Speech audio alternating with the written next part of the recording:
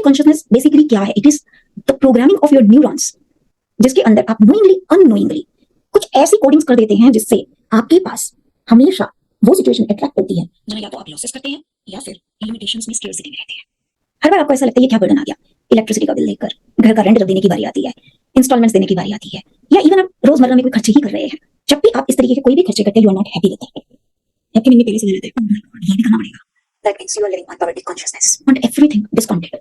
सो आप क्या कर रहे हैं? आप यूनिवर्सल प्रिंसिपल्स के साथ प्ले कर रहे हैं। आप चाह रहे हैं आपको हर चीज डिस्काउंट में मिल जाए, तो this is a kind of poverty consciousness, जिस पर आप अपने लिए भी वही अट्रैक्ट कर रहे हैं चीजें जो आप दूसरों को दे रहे हैं। अगर आप हर चीज में डिस्काउंट चाह रहे हैं, तो आपके पास भी वही लोग आएंगे जो आपको आपके सर्विसेज के लिए, आपके काम के लिए, आपके प्रोडक्ट के लिए पूरे पैसे नहीं देना चाहेंगे। इस बार बार्गेनिंग हम किनसे कर रहे हैं? ये जो already not so well of people होते हैं, जो थोड़ा लेबर क्लास के लोग होते हैं, जो इतने रिच नहीं है, उनसे हम 10-10 रुपए के लिए, 15-15 रुपए के लिए इतनी बहस करते हैं, क्योंकि वो मजबूर इंसान है। उसको इतना भी पैसा नहीं मिलेगा तो उसका घर नहीं चलेगा। वो दे देगा आपको ये वाला डिस्काउंट अपनी मजबूरी की वजह से, लेकिन उसकी मजबूरी आपकी पॉवर्टी कॉन्शियसनेस बना देती है, आपके रास्ते बंद कर देती है। इसलिए कभी भी इन लोगों से बार्गेनिंग मत कीजिए।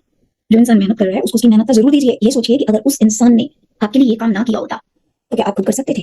आपको वहां उसकी बात समझ में आ जाएगी। आइजर बन जाते हैं तो अपनी भी खुशियों पे क्यों खर्च करें? ऐसा लगता है क्यों पैसा बर्बाद करें? संभाल लेते हैं, बुरे वक्त में काम आएगा। ये जो बुरे वक्त में काम आएगा वाला जो हमारा एक माइंडसेट है ना, ये हमेशा हमको बुरे वक्त को अट्रैक्ट करने के लिए इंस्पायर करता रहता है, क्योंकि आपने रखा है उसके लिए पैसा संभाल कर।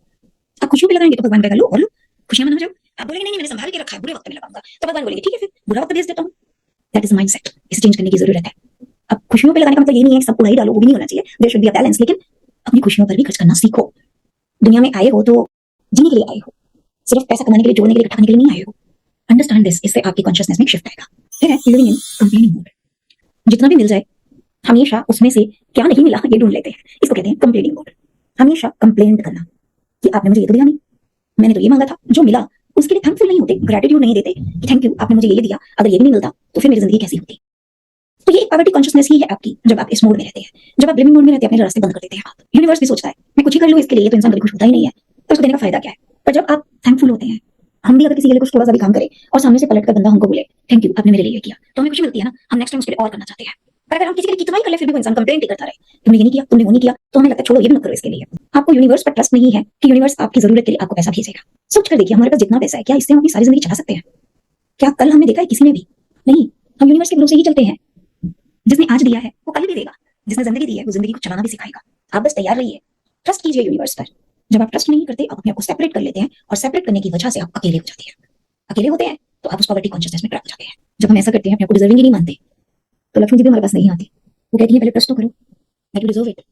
अगर आपने अच्छे काम किए हैं, आप किसी का बुरा नहीं करते, आप किसी गलत काम के लिए पैसा नहीं चाहते, क्यों नहीं आएगा? पैसा जरूर आएगा।